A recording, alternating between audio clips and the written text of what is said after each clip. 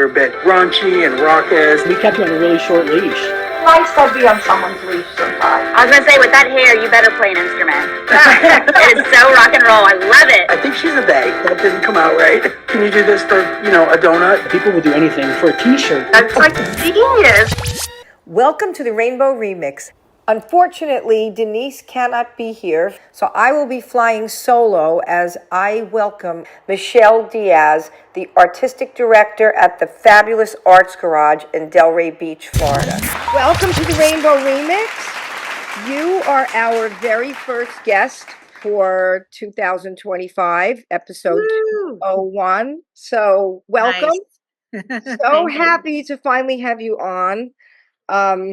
I got a chance to see your show at Arts Garage, All the Colors of the Rainbow, Delray Stories, which was just such an amazing experience. But I want to just introduce you to the audience.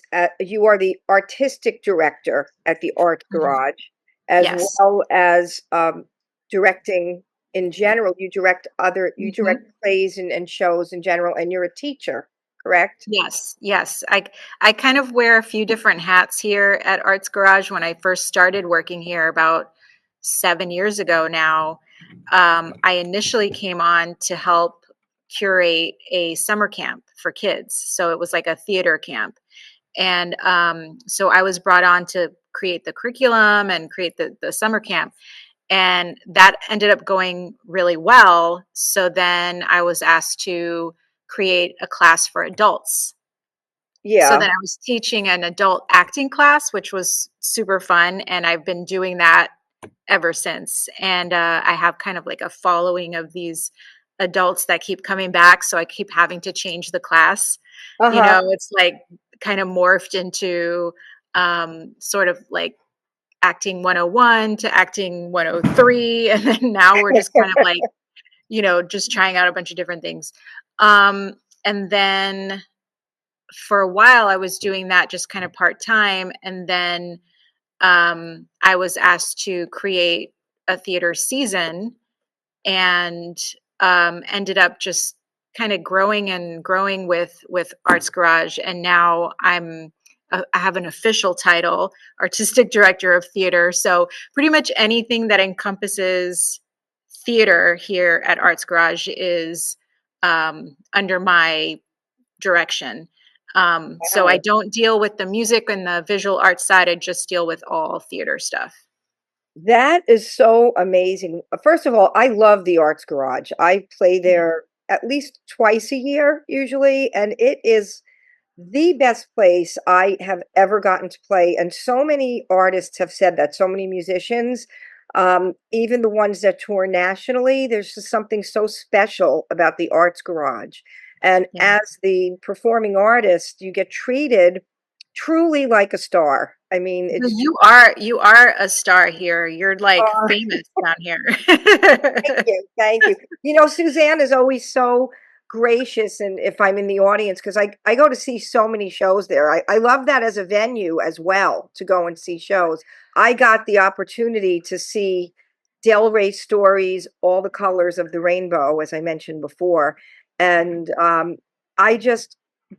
love the concept. I personally have never seen that concept before. And I don't know, is it usually when you do the format where there are actors reading the story of people, the real people, that it's their story, are they in the audience? Are they usually there? Because that had to be an unusual experience. I said to Ronnie and Charlie, like, I asked them, how did that feel? Is that the norm for that kind of a show? Well, I've seen shows where it's kind of more considered storytelling. Kind of, I don't know if you're familiar with The Moth on NPR, but it's like a storytelling platform where people will work on creating their own story and then they perform it themselves. So I've seen that happen, but I thought it would be cool because there are a lot of people who have amazing stories and have no desire to stand up on stage and actually deliver them themselves. Right.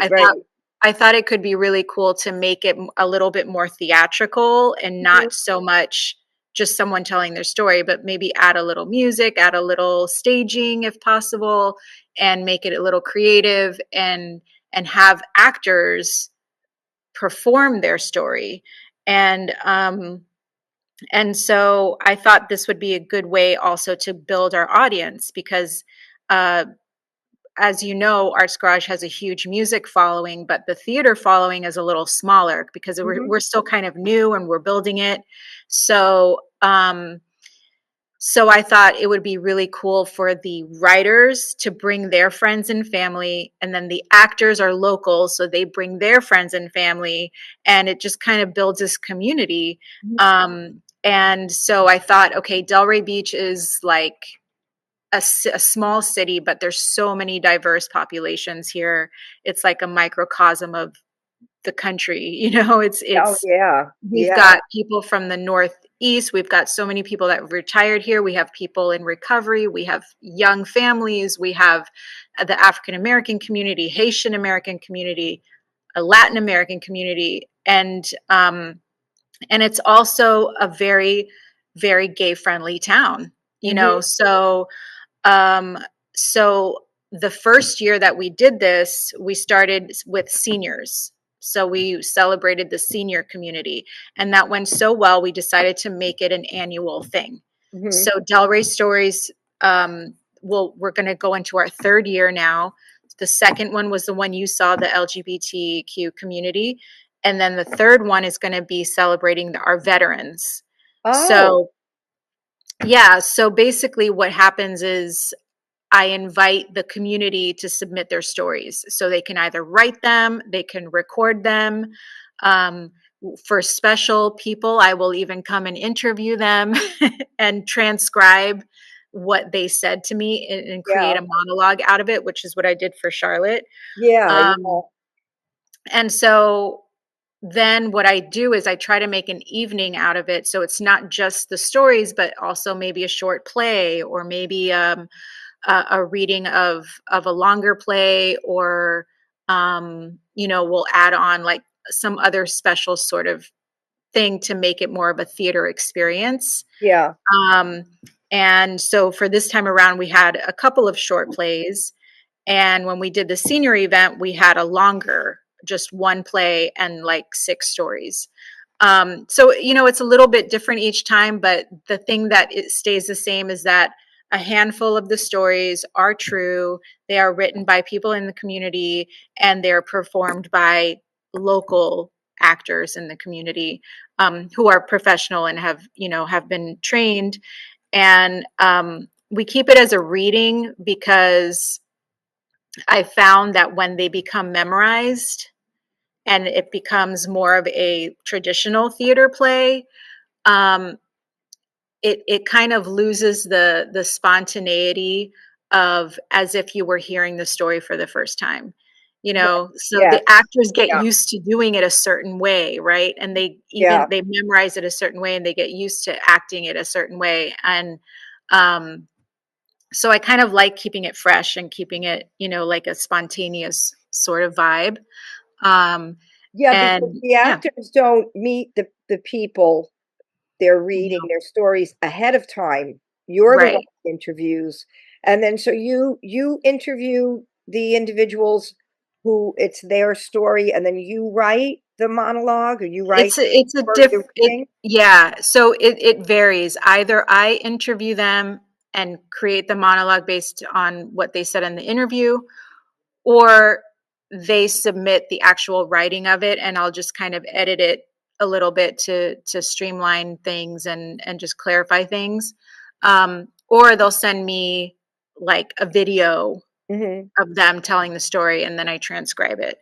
Um, and yeah, so it's kind of a mix of things. Yeah. um And it and was and so everybody kind of has their own way of feeling comfortable telling their story. Some people would rather write and not be face to face. Some people would rather be interviewed, yeah, you yeah. know so I just kind of go with the flow and It work. was so beautifully done. Like the only people whose story I knew was Charlotte, Ronnie and Charlotte's story.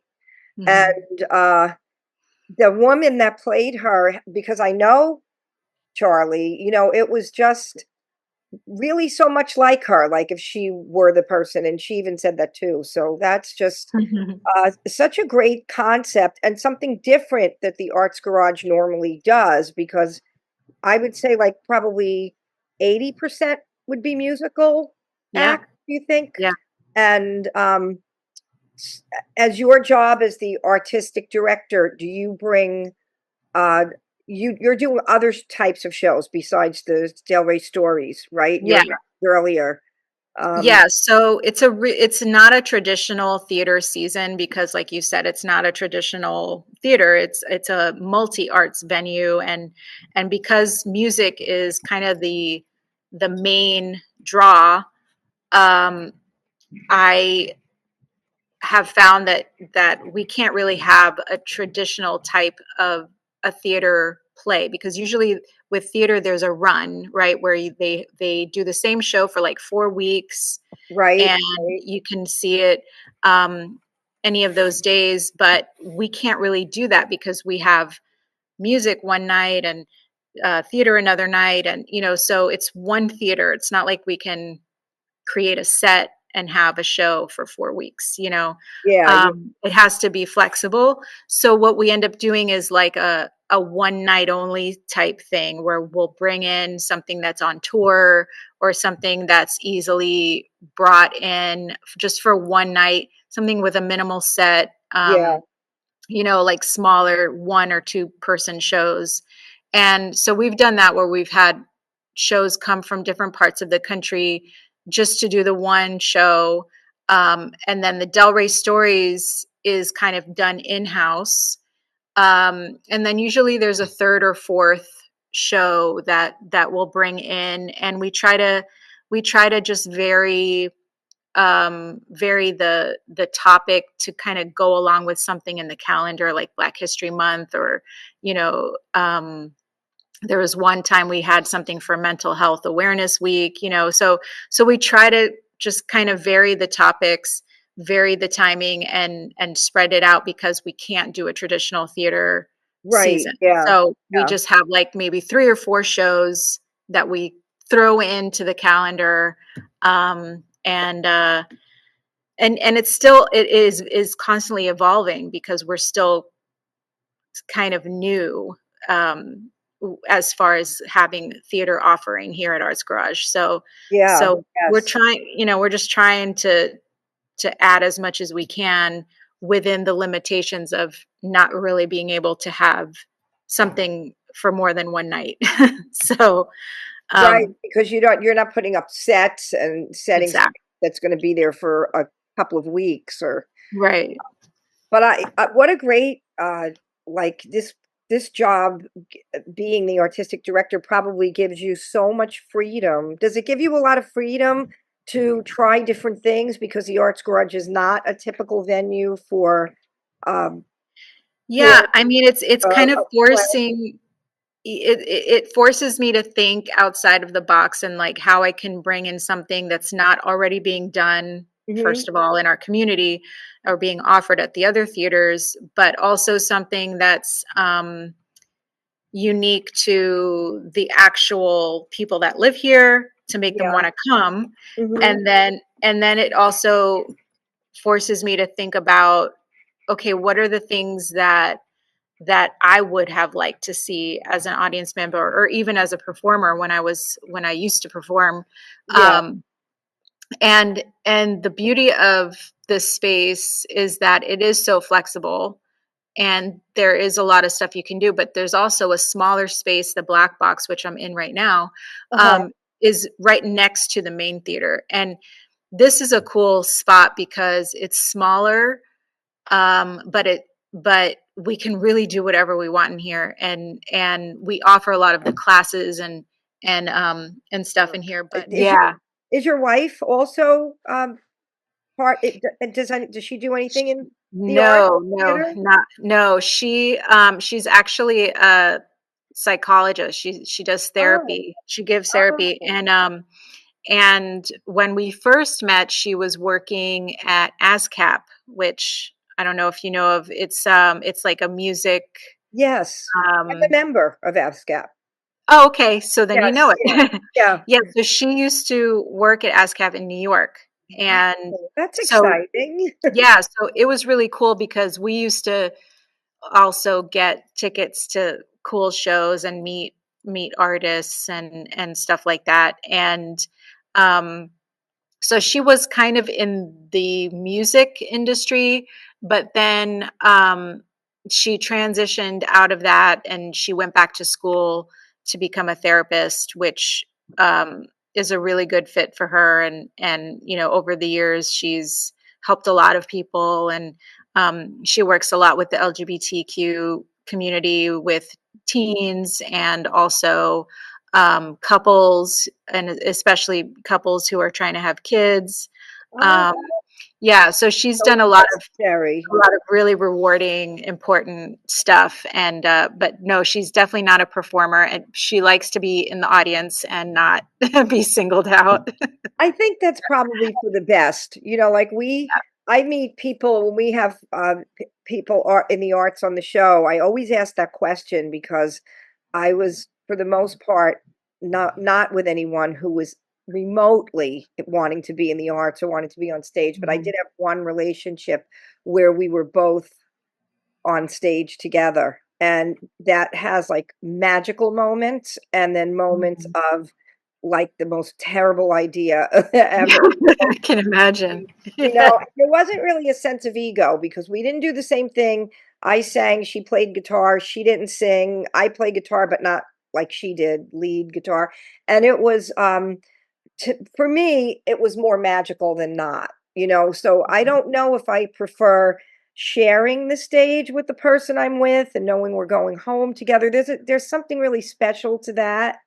And Mhm. then again, if you go in different directions, which is what happened to us, it just is pretty much the demise, and was probably the worst heartbreak I ever felt in my life, because I felt I'm never going to meet another person that does this with me, because most Mm, everyone was not a person that wanted to be in the arts, be on stage, be a musician, that I met. So for me, yeah.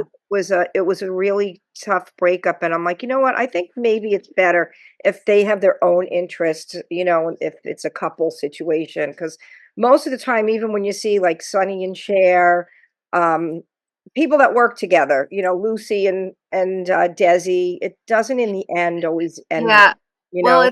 it's like because your identities become so intertwined, and it's Yeah, like not just your personal life, but your professional life is intertwined. Then, yeah, if one or the other doesn't work out, then basically the exactly. entire life is up in shambles. I think, Right. like, it's good for any relationship, I think, to have some sort of sense of autonomy where, there's something that's just yours, and, Exactly. you don't have to give Exactly. your entire self up, for the relationship. And I think also because we've been together for so long, I mean, we met when we were in our 20s, so we've grown up over the past 20 or so years together, and there were times where we were more enmeshed and times where we kind of like had our own things going on, but then we would like come back.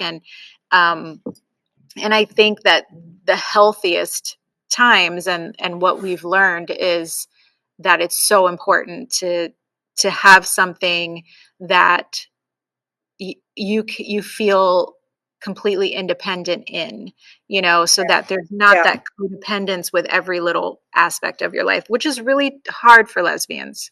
It I mean, is. That's a beautiful and rare uh thing for even for any gay, straight, or otherwise, that you guys have been together so long. How many years are you together? 22. That's amazing. Yeah. Congratulations on that, because relationships don't last that long anymore, and no matter Yeah. who's in the relationship. And the only thing is that it's great because it's like you grew up together, like you said, and you got to understand what your each of your interests were, and she probably got to see that what you do probably consumes a lot of your time from being Mhm. like being away from her, or being away from the home, which Yeah. sometimes people that are performing in the arts or working in performing arts, they don't always get that the partner understands that why are you in the studio again? Why are you rehearsing Right. again? You're not home Right. again. Sometimes that 2 hours on stage, like for me, for a concert, for a show, it's hours of rehearsals and Oh, organizing yeah. auditions and getting the people to play with you. And, at my level of the business, getting your posters made and because I don't have like a team, I always say I'm my people, right? I'll have my people, Right. your people. Wait, I'm my people. So Yeah. it's like constant because you wear so Yeah. many hats. I mean, you probably wear a lot of hats too, and in your Yeah. and business. So it's just an interesting dynamic when it works so well. That's a real blessing when you meet someone that you can mesh Yeah. and have that relationship and a Yeah. family. And it's a learning curve, it's something that you kind of figure out together because it wasn't always easy, and there's definitely been times where we have to navigate um opportunities and figure out what's best for the individual, but then you have a kid too, and then it's like, okay, Yeah, now what's best for everybody and what's going to be best for the family, and priorities change over the years, and you think you really want something and then that changes to something else, and I think there have been times, like in the beginning, it was really hard to be apart, right? Because you're just so in love, and you've got that new sort of um, adrenaline that keeps everything so exciting, and so yeah, it's hard to be apart. And then after years, you realize, oh, she's going to be there when I come back. right, Like right. it's Yeah, not like that. There's more security in knowing that, okay, even if this this isn't the best scenario, I trust that we're going to be okay. you right, know right. and Exactly. at this point now, it's like, oh, you have to go somewhere to do something, bye. Right? Oh, Like, I oh, I mean, get the house to myself. Woo. right? I think I'll do the mani-pedi or take an extra long bath or something and watch Exactly. my show that she hates that I like. Yeah, that's Right. true. That's really true. That's Yeah. very true. So, what can we expect coming next at the Arts Garage from you? What's coming up that we could be Um, excited about? so in February, we have a show from this amazing theater company in New York. They they're like an indie theater company. They do off Broadway stuff. They're called the Anthropologists, and it's all um, women who devise theater based on real events and like historical facts, Oh, uh, and so they have really interesting shows. And this particular show that they're bringing is about the African American midwives back in the day that would care for um, the white children, and also kind of it travels throughout history to more present time with all the struggles that African American women have in the healthcare system, and interesting. how there's just so much going on with their health that is different than what white women are experiencing in the healthcare system. So it's a really cool, interesting concept, and they're doing their show, but before the show they're opening up their rehearsal and inviting people to come and experience the Oh, rehearsal that's and that's answer questions. And yeah, it's going to be like an open sort of rehearsal talk back situation, and then they're going to do the show that night. And then let's see, then the next thing after that, that's the last show of this season, and then we go into the next season, the 2025-26 season.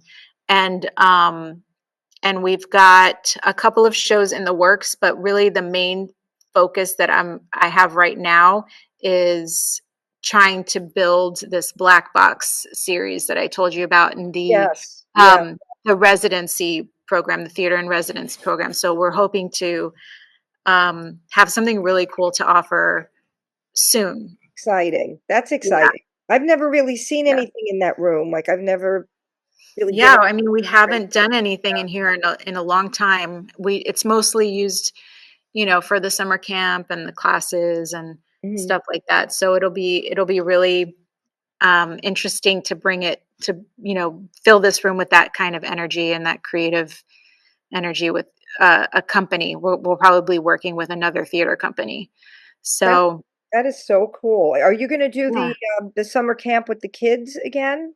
We are, yep. It's going to be slightly different than it has been. We have a new sort of setup this summer, but yeah, it's going to be I want to say it's our 5th summer Oh wow. or I re 6th summer, I something think like I spoke to you about my nephew and about getting him into the program. So what are the that. ages for the children for the summer camp? It's like 8 and up. So we Eight. have programs that go up to, the teens. That's Yeah. interesting. Is your son involved in that? Does he do the So video? yeah, he will do anything that is not performing. And we need those people because not It's everybody can true. be on stage. We need the people that want to do the technical work Yeah. as well. So And it's that's great. interesting too because he does like to play music. He has an interest in it. He just doesn't want to perform in front of anyone. I get that. I totally get. Yeah. I hear that a lot. I do hear that a lot. So that's great that he can still be in the business and be in the scene and have Mhm. something else he's excited about doing.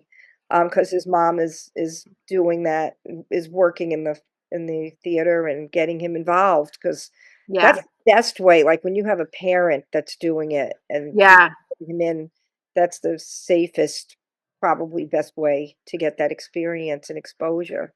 That's Yeah, awesome. and it's fun, and I like to see him reacting to all the different types of shows that we have here, and some of it is, um, you know, kind of goes over his head, but some of the stuff I think is a real learning experience for him, to That's see all great. the types of different shows that come here. I think it's just exposing his mind to that sort of artistic world that a lot of kids don't really get to see. I mean, they see a lot of Disney sort of stuff, but this is not Disney. And I can't think of anywhere better in South Florida than the Arts Garage to get that Yeah. because, like I said, it's such a unique venue. Mhm. There's really not another one like that around. So that's Yeah, really, really cool. And I really appreciate your time. Thank you so much. you're Uh, so welcome. It was fun. so it took us a little while with the holidays to Yeah. arrange this, and I was so excited that we were bringing you on for our first show. Denise is traveling. That's why she wasn't here for this show. She's going back to the UK. We are really appreciative that you gave of your time and your talent today. Thank you for being with us. Of course. Thank you for having me. I appreciate it. I will see you at the Arts Garage at the next show. I'll send you the Right. info. It's February 23rd. I will be there February 23rd. Okay. Thank you Awesome. so much. Thank you, Michelle. I really appreciate Thank it. you. Anytime. Thanks. Take care. Next up in the rewind is Vince Kelley and Adam Graber, who played Blanche and Rose in the Golden Girls drag play called The Golden Girls, The Laughs Continue. And I was fortunate enough to not only see that play at the Broward Center when they were down here in Florida, but I got to interview them the week before on the Rainbow Remix. So this is an excerpt from that interview. Hi. Hello. Hello. Hey How are guys. you? How are you? Doing great. Oh, you got your little fan. Yes, I got this on the night I came. It was a Wednesday night. Yeah. I'm 100. I'm 98% Sicilian, so Oh. that That meant a lot to me. And my co-host Denise, who lives in London, is actually in Coral Springs, Florida, traveling to Coral Springs, Florida today. Oh, that's in our show. Yeah, to see her mom. Usually there are two of us. The other thing is I want to mention your names. Adam Graber plays Rose, and Vince Kelley plays Blanche. I'm so excited to have you here because I enjoyed that show so much. I'm coming back on Sunday with 12 women. Oh, I love it. Thank you so much for coming. That is so great. Thank you. It'll be a totally different show, we promise. Yeah, it's going to be so much fun. I'm bringing, most of us are lesbians, so there's going to be 12 Golden Girl. Some of them are like over 80, so it's going to be an amazing, fun time for everyone. Yeah, I love it. You'll have to go stop at the merch booth and get backstage passes for all the girls so they can come up and take a picture like you guys did. Yes. Oh my gosh, we would love that. Yeah. Yeah. Are you going to the early show on Sunday or the later show? The matinee, the early. All right, yeah, perfect. I'll tell Danny. Danny works the merch. He's the guy in the sparkly jacket. Just go tell him that Vince said to give you the bracelets, and he'll make sure you get them, and then you guys come take a big picture with us. Oh my God, thank you so much. We will be there. They're going to be so excited because we got these tickets as soon as I knew about the show. And my friend's mom is celebrating her 85th birthday. So we'll be there. It's going to be fun. Yeah. I love that. I love performing for our target demographic. Yeah. Yes. It's so refreshing. Yeah. Well, I gotta say, speaking about the meet and greet, what I loved was your graciousness, that you guys were so nice to, just let everyone come on the stage and get near you, actually. It's many people are so unapproachable with this, when they're in the arts and performing on a stage, and to be on the stage with the furniture. I mean, everything was so authentic. That was just such a huge part of the experience. Yeah, it's cool. It's almost like you get to walk into your television. So I think it's such a fun opportunity. We love we love doing things that are different, and there's not a lot of other shows that will let you come up on stage and sit on the couch and meet the cast in that way. So we love that we get to offer that. Yeah, I think it's a different experience too, with everyone being such a fan with the following that it does have and the relationship that they have with the show, especially with us as the actors. I think it does have a little bit of a different environment as far as our relationship with the audience and our relationship with the show. So I think it creates a little bit more of a fun atmosphere, an appreciation for everything that we have going on. For sure. The audience is like the sixth member of the cast, so we love that they get to come on stage too at the end.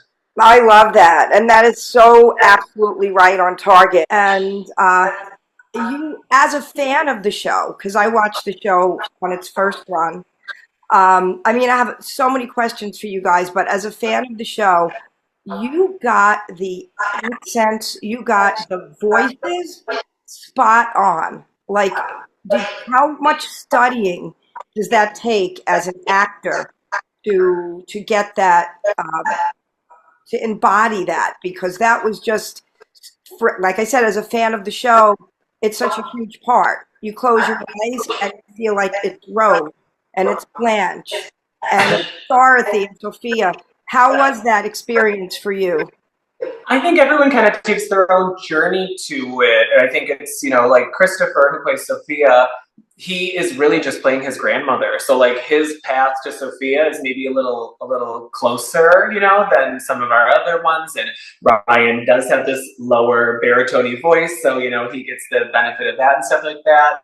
I mean, for me, I think Adam has the hardest job to do because Betty White's voice is so specific and was literally just created by her for this little character. It's such a specific little place. So, I mean, if you want to talk about your process. I mean, it really was going back to the show itself and watching every little detail that Betty White brings to the character. And it's not only just like really looking at what Betty White did with it, but also looking at the spirit of the character itself and breaking down every single thing. Because yes, I have to get this accent down, but there's something about the accent that is like the easiest part, as opposed to living freely within the character to be able to riff off of everybody. Yeah, and because the improv is what makes it hard. Like, you can learn a song and you know all the notes, but when you start going crazy and talking to the audience and we're making jokes with each other, you really have to be that much more locked in. Mm-hmm. But I love that you said that, you know, the accents were really good, because it's so important for us that we have those accents down. Because now that you've seen the show, do you think that if we were saying the lines that we were saying and in the scenarios that we were in without having the accents perfect, that the audience would enjoy it? Like, we're super serious about how ridiculous the show is. So we know that if the accents aren't perfect, they're not going to go along with us when we're saying, you know, BBC. I think that, you know, people would enjoy it absolutely either way, but it just brings it to a whole nother level, because you close your eyes. When you started speaking as Rose, I turned to Joni and I was like, oh my God, he sounds just like her. Like, it wasn't even just the accent, it was the tone, it was just the way you were speaking, because she's so naive, and you know, you got that. And then Vince with Blanche, that was also such a you got that southern, but her southern accent, and the way she's so flirtatious and such a vamp, you know, like, totally, that was such a huge part of it. And Sophia, that is Sophia was played by Christopher Cam. That's right, yeah. He was also, I mean, every one of you were just like spot on. Like I said, Dorothy, I mentioned Dorothy before. And the other thing I wanted to mention were the wigs. Do you do your own, like, I'm sure you have costume people doing that, makeup and costume, or, oh my gosh. Yeah, I do all the costumes. We do have a wig designer. His name's Dan. He's based out of Detroit, so he kind of built all the wigs. But when you get on the road, you're kind of in charge of your own wig. Adam here, again, has the most heavy work to do, because he does put his wig through. You know, it takes a licking and keeps on ticking every night. So Adam's in the dressing room with his little foam rollers and his little blow dryer, making sure that she looks good every day. But yeah, it really is a big part of it. It is that full head to toe transformation. Yeah. That is funny. Everyone's wig is kind of like from a different season. So the way that it comes together, like Ryan's wig as Dorothy is very like season 1, and my wig is very like season 6. And so it's funny how like it all, and Christopher's is like, you know, it's an empty nest pretty much, like, so it's a totally different show. So yeah. That's an interesting fact. I'm going to notice that. I have to take notice of that on Sunday when I come back for the second viewing, about the different seasons. Yeah, Dorothy's hair in particular changed a lot each season. Yeah. Oh yeah. Yeah, her hair got more very like 90s specific towards the end, and it just wasn't a look that, you know, it kind of took you out of it. It needed to be a little bit more generic for Ryan, you know, to get that character across, so that you weren't just thinking of the hair, you know. I think it's like the most iconic looks that you remember from the show. Yeah. Is what was chosen for the designs for the characters, and I think that really resonates with the audience more so. Yeah, absolutely. I find it amazing that you take care of that on your own, because I guess that's true when you're on the road. It's hard to keep that going with having a crew coming and doing that at the last minute. Where is this tour going next? Like, how long has this been running, and how has this tour been as far as Adam and I have had the pleasure of being with the show since its conception. So it's about 2 years since its, you know, proof of concept performances in Baltimore.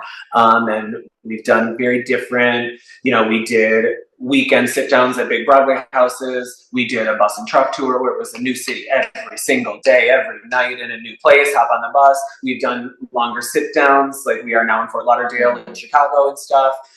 So next up, we're headed to Jacksonville for a week-long sit-down up in Jacksonville. And then we have a few more cities as we head to Phoenix, Arizona.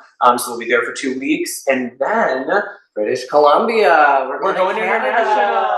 Wow.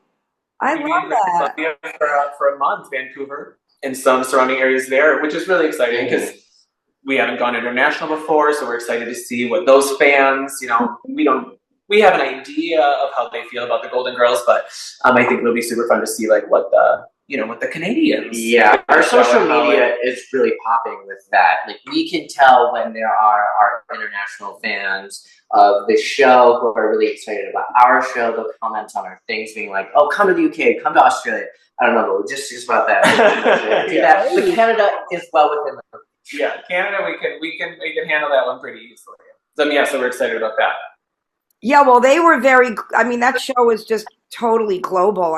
Probably in Japan, I'm sure there's a Rose in speaking in Japanese, Yeah. I think that that this has got to be an amazing experience for you, especially being so young. Like, were you even born when the show was out the first time? You all of you were in the show.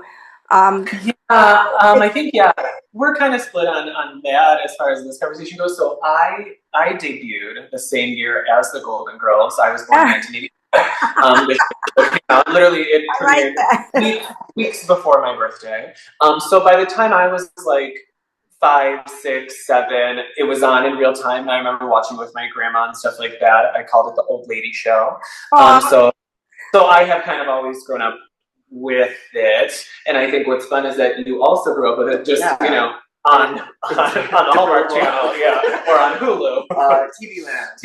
Yeah. That's right. So it really does stand the test of time. It's a multi-generational show that it never stopped playing. It's still playing. It's on streaming now. Yeah. Like I have just as much exposure to it than the merchandise, right? Socks and hats and all of this kids' toys and stuff. I mean, it's just bigger than ever. Cruises, conventions.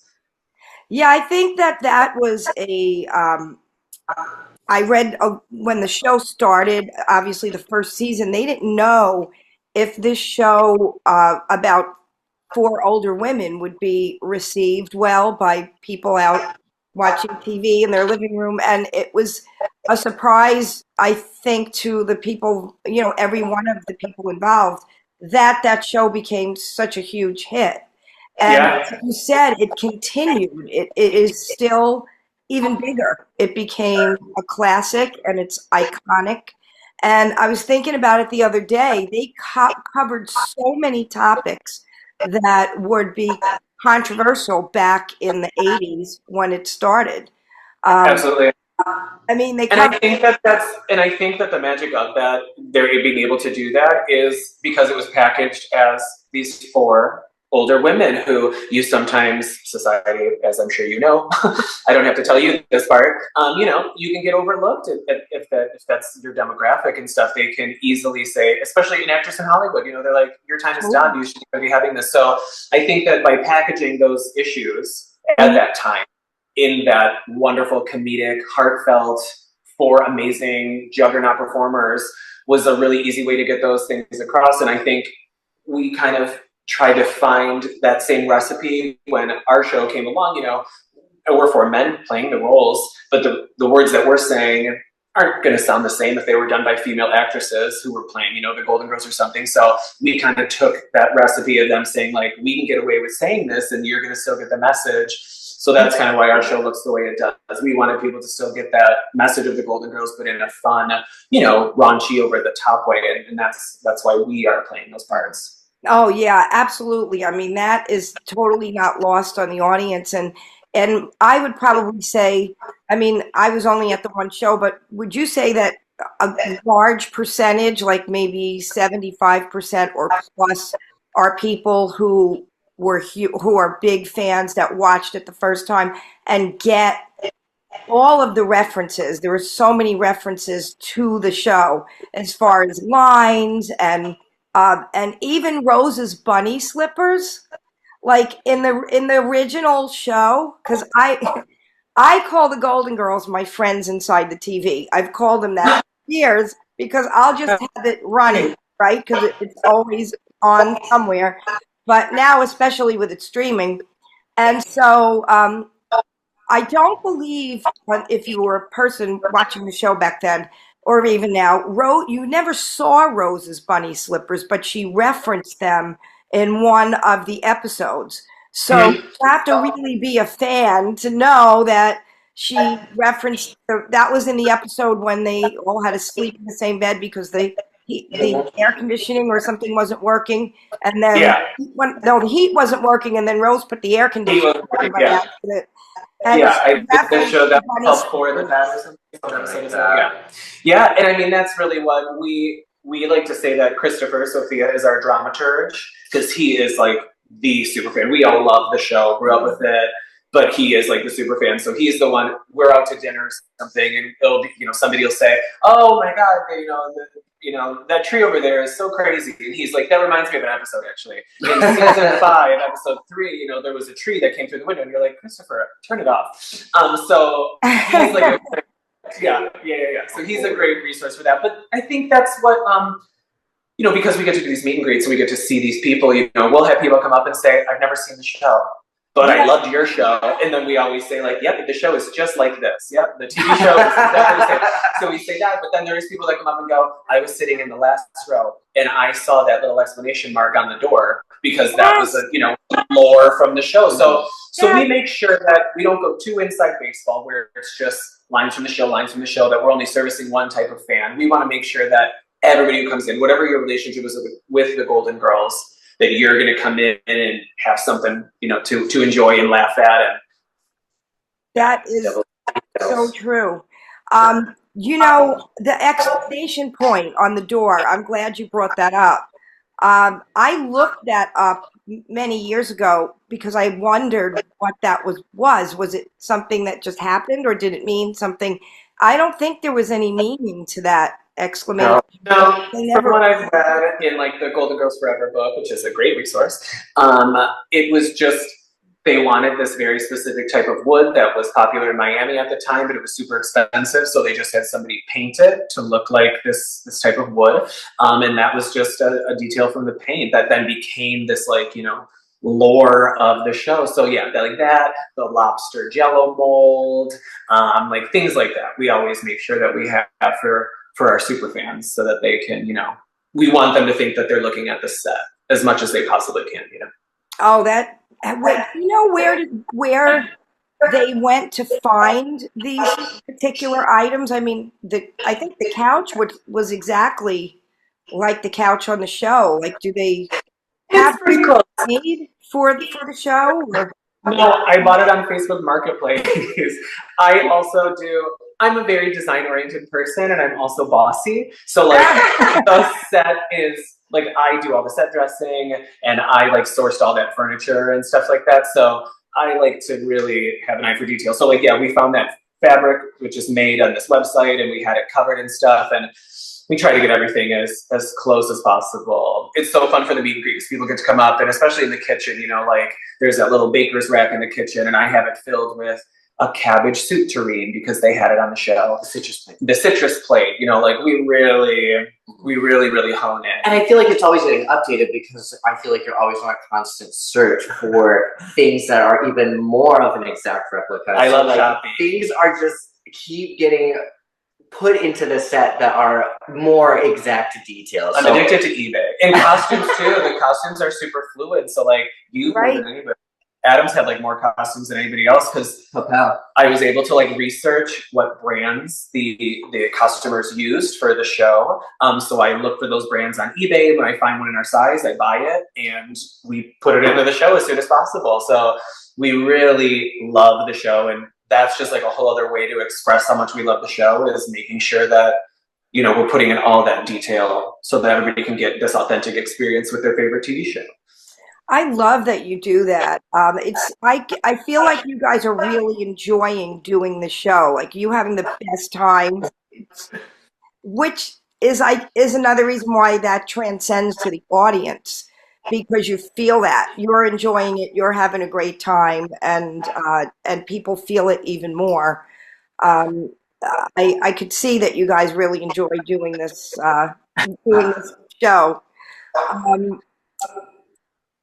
When I got the tickets originally, I did not know that it was in drag. So it was such an extra plus when I found that out, because I just heard there's a Golden Girls play coming to the Broward Center. And I was like, oh, wow, we have to get tickets.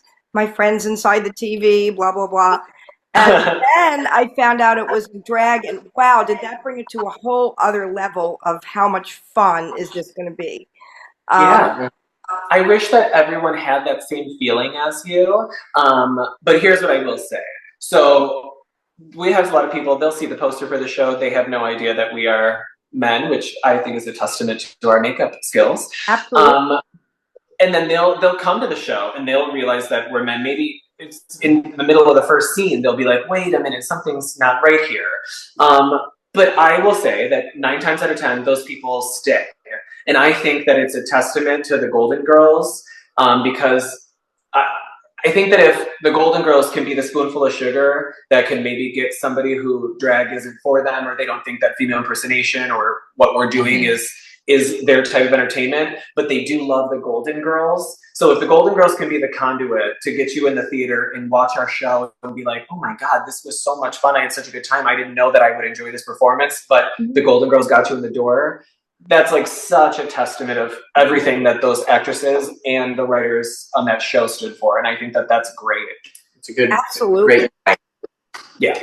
They covered transgender issues. They covered gay LGBTQ plus issues across the board. They covered AIDS. They had an episode where a little boy had AIDS. I think they, that's what I was saying before, for the time being in the 80s, they took a lot of risks covering topics that a lot of other television shows didn't want to take, especially comedies, sitcoms. Yeah. So, and again, being 4 older women, not knowing how that whole scenario would take place. In fact, in the 90s, when Sex and the City came out, they said the Golden Girls were like the older version of Sex and the City. And when I started watching that show, I didn't really watch Sex and the City until like it was having its 20th anniversary. I watched it a little bit, but I wasn't a big fan of the show until it came on HBO Max, and I started watching it. I could totally see it. There was almost like a character for each one. Oh, we say it all the time. I mean, Golden Girls, the format that Susan Harris was able to create, has been replicated successfully so many times. Designing Women in its own time was a thing, and Girlfriends and Sex and the City and stuff. So I think all of those shows have this great formula that the Golden Girls kind of invented, and then did it so well that it is able to be duplicated.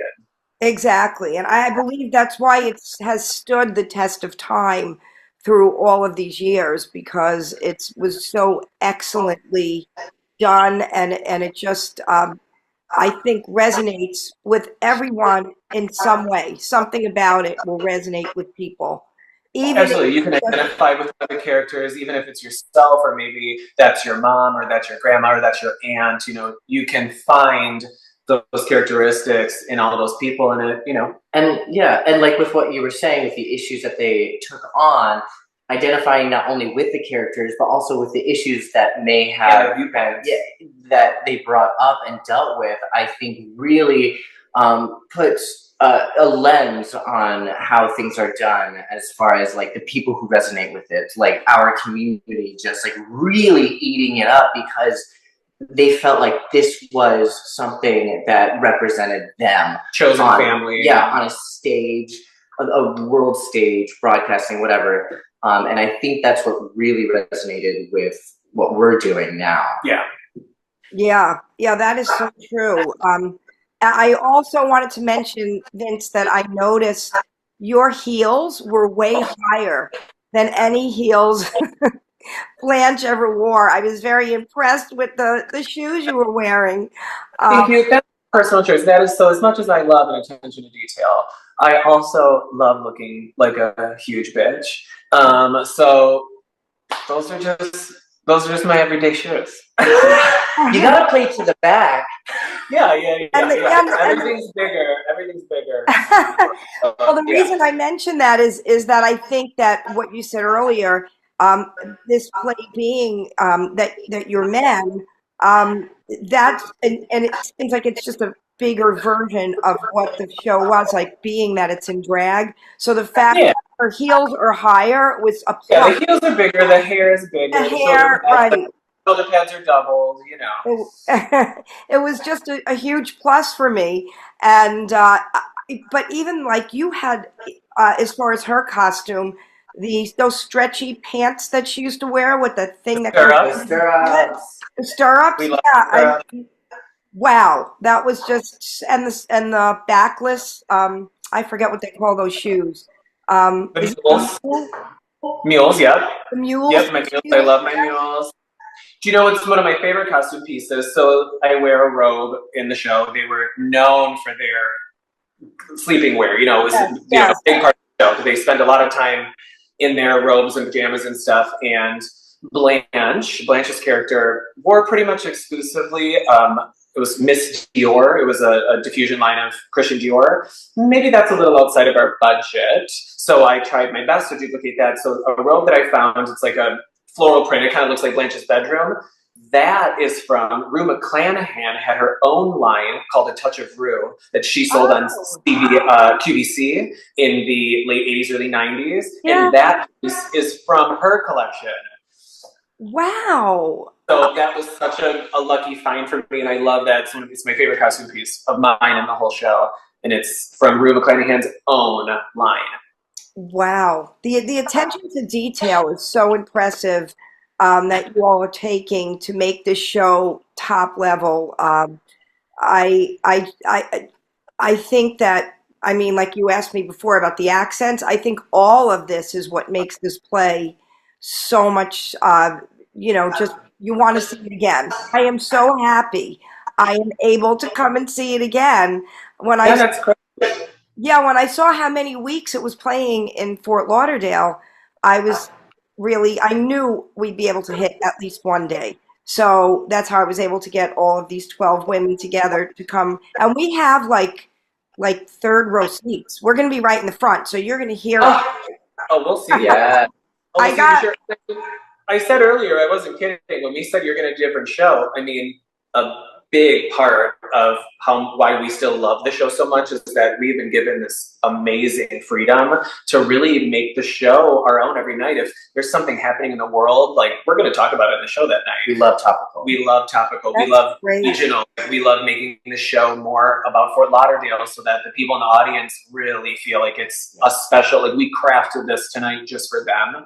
And that's the joy of having the year of 2024. Oh, yeah. That is the whole point. Yeah, we don't have to worry about these new things. Yeah, we don't have to worry about making jokes that were funny in the early 90s. You know, we're keeping it as up to date as we possibly can. And it keeps the show so fun for us because, so fresh. Like, I don't know what Adam's going to say at sometimes. I have no idea what he's going to say, so I'm locked in, I'm tuned in, I'm ready for whatever's going to happen. We never really go like on autopilot.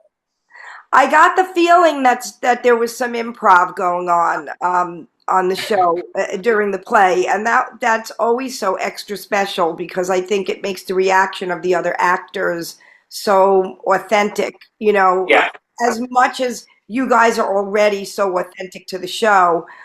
Is there a lot of improv that goes on where you guys like to surprise each other and value? There's some things that you also like can't ignore, whether it's something happening in the audience that like the audience can't ignore. It's a cell phone going on. Oh, right. When you go to the theater, they love it if someone gets called out because of their cell phone. Yeah, everyone feels the same way. Yeah, can get a laugh about it and then move on. Or, you know, we hear the same jokes every single night. But the audience responds to them in a different way, so that's also fun. Like, if we tell a joke that we've told 15 times and it gets a wildly different reaction, we're going to talk about it on stage with each other, you know? So yeah. I think it's fun. And then literally, what's so fun about being here so long is that once we get to know the area more, we start making more jokes about Fort Lauderdale, Wilton Manors, you know, we really will tie it into where we are, which is super fun. But But yeah, there's quite a bit of that. Yeah, it's always looking for the opportunity for a joke to happen, which can always result in such a fun time on the stage, especially with the chemistry we have on stage. Mhm. You know, Or if it bombs, which is really the best. Like sometimes we'll think that we got a real winner in our back pocket, and if we bomb a joke, we'll just totally bomb a joke, and then that's its own joke, and then we'll be laughing about that for 5 minutes about how bad it went. And the audience, for some reason, loves that. I don't know. Yeah, you really can't tell us that we aren't gonna have a bad time, because we can turn anything into a good time. Absolutely, yeah. I can see that. I was wishing I could come and hang out with you guys when you were in Wilton Manors. Jen had invited Joni and I to come to the meet and greet you did at Rosie's. Oh my I gosh! couldn't get away that day, and neither could Joni. It was too short of notice to get away from work, but I was so wanting to go. I said, this is probably going to be such a fun afternoon, hanging out. Rosie's So crazy. Rosie's is so good. Oh my Great God. food, amazing Drinks, cocktails. yeah, they made us mocktails like till we were blue in the face. It was so good. The owner was an absolute gentleman. He was so nice. Such We a had gem. such a good time. They were so welcoming. Yes, I will say though, we went out into the sun, and that's why I melted. Ugh. Oh, I God. thought we were gonna lose them. I thought we were gonna lose them that I day. do have like a sweating issue, so like being in all of that drag, and we were like walking down the street, I was like, oh my god, my It was makeup, next- it was my next makeup. level. Oh my gosh. Oh, you went and dragged to Rosie's? Oh, Oh yeah, we did. We were Oh. padded. We were padded to the gods. 2 pairs of pantyhose. Oh yeah. wow. Yeah, I guess that would be the best way to promo the show. True, yeah. Yeah. Oh, that is awesome. Oh, yeah, I would imagine it was hot that day, too. Yeah. Not a cloud in the sky. Do you perform drag other than the play, like before you did the play? Well, we had done other things Yeah, when we were actually. female personality. Yeah, we both actually played Angel in Rent, which is canonically As a drag character. Yeah, as a drag character. Yeah, drag persona. So yeah, we've done other shows where we were female impersonating. We really don't. I mean, I know it's such a semantic, but like we don't even like to use that. We don't like to use the word drag, because to me, in my community, drag is this whole other thing where like they are these political fighting figures who like have a whole persona, and Right. we're just reading a script and playing a character. So we have so much respect for them that we just like to say we're just female impersonators. It really just comes down to like how much fun that you have. I think when they say fun is infectious, it really is, especially in a live setting. Like you just can't help to have fun along with someone else who is enjoying themselves. Absolutely. I mean, that's our whole thing. thing. We know that if we're not having fun, the audience is going to have fun, and then it's like, why are any of us here? Exactly. Right. Well, I am so appreciative that you came on the show today. I was so excited when you accepted and Jen said it was happening. Yeah. We're going to get the word out about the show. Thank you so much. Thank you. Thank Thank you for being on the show. Thank you for Thank you for being a being friend. We got it.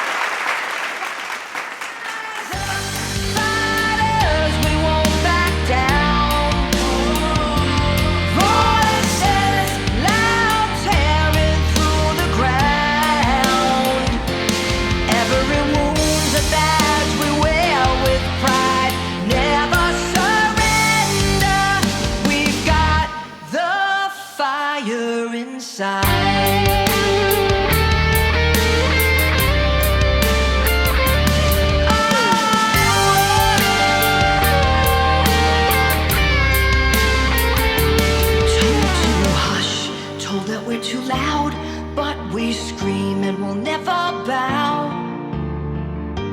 Tears and scars forge this steel. No more doubts, this power's real.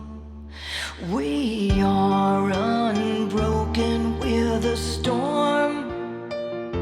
All their rules, we've torn apart the norm. No apologies, hearts ablaze, we're the sun, we're the endless days. Rise up, fighters, we won't back down.